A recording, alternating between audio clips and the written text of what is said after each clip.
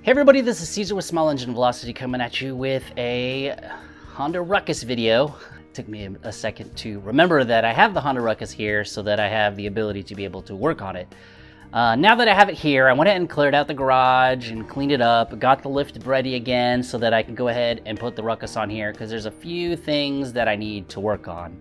The number one thing that was disconnected when it got here, and it wasn't anyone's fault other than that it's just loose, is the taillight connectors.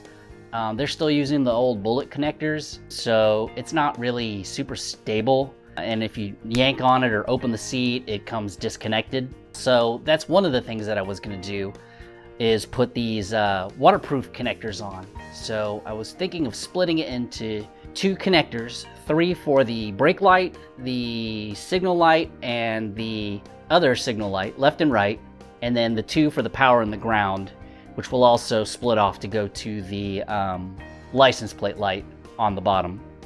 At the same time, I got this cool little module. I'm gonna go ahead and put this in, and it is a brake light pulser. It uses 12 volt. It'll work with LED lights, and I just wanna see if it would work. Because of being so small and low, it's good. It would be cool if you could get the tail light to pulse 4 times really bright. Because if you have driver fatigue, like if you've been driving a car for a long time, you start to not notice brake lights coming on, especially if they're tiny.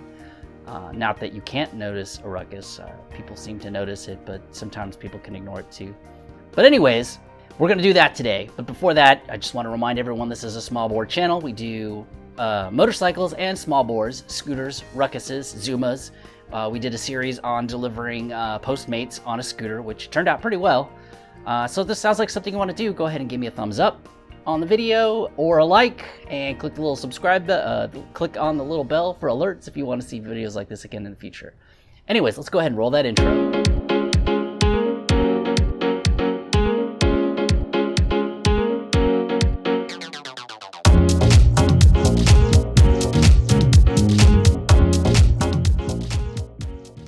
Let's go ahead and test the brake light pulser to make sure that it works before we start wiring it all the way in. The way it exists right now, it shouldn't be that hard. So let's go ahead and give that a shot. Here we go in installing it.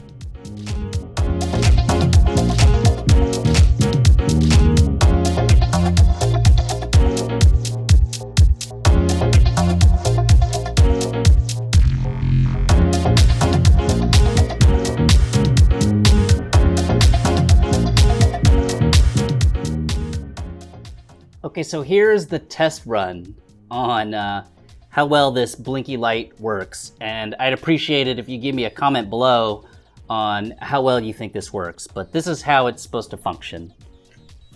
Ready? Brake. And then that's the full cycle. So blink, blink, blink, blink, blink, and then 4 slow blinks. So 4 fast, 4 slow, and then there. I like it. I think I'm gonna keep it. Anyways, I had to close the garage a little bit so you could see it.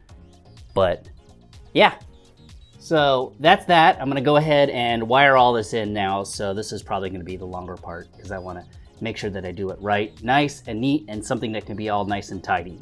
Anyways, let's go install it now.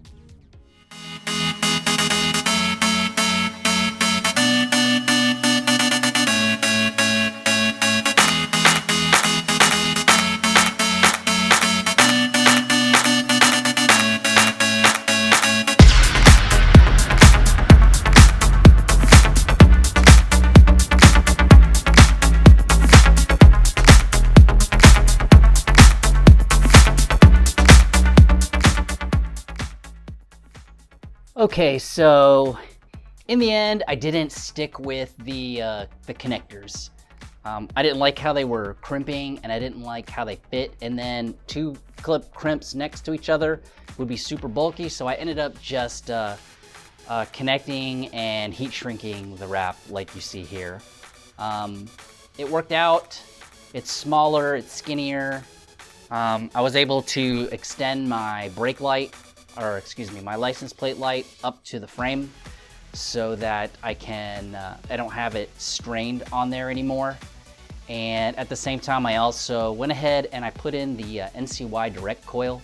on here. I had it, so I might as well put it in. I don't know if it's gonna make it perform any better than it is or now or not, but the next step in this is to go ahead and start working on my jets, because I believe I have like a 115, 110 jet in here in my 171, so it's probably lean. I haven't taken the plug off to look, but yeah. So yeah, it works. It looks good. Let's go ahead and take a look and see what it looks like at night.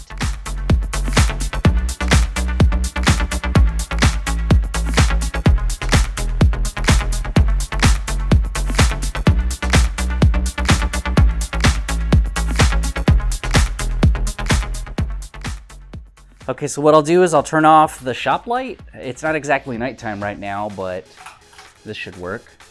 This is the regular tail light. And then when you pull the brake, I don't know if that's any better, but it's a little bit alarming. One more time. Blink, blink, blink, blink, blink, blink, blink, blink, blink, blink, blink, blink, blink, blink, blink. Okay, so that is what it looks like in the dark. Hopefully you kind of get an idea of what it looks like when it is dark. So, yeah, I think it's pretty cool. Okay, well, there you go. You got to see it at night in the dark, and it's pretty alarming. It's pretty alerting. It's pretty noticeable. That's a good word. If you want to purchase something like this, it comes in a 2-pack. I'll have a link in the description below. So yeah, it's pretty cool. I like it. I think it'll serve me in the long run. I'm just not 100% sure how long this R6 taillight will last doing those types of blinks rapidly. See if those resistors or anything might get blown up or something. But anyways, hope you guys enjoyed. Hope you guys see the point of this as safety, and that it's not that hard to do. You could do it yourself. It's just 4 wires, 2 on each end for the adapter. Anyways, glad you watched. I'll see everybody in the next video.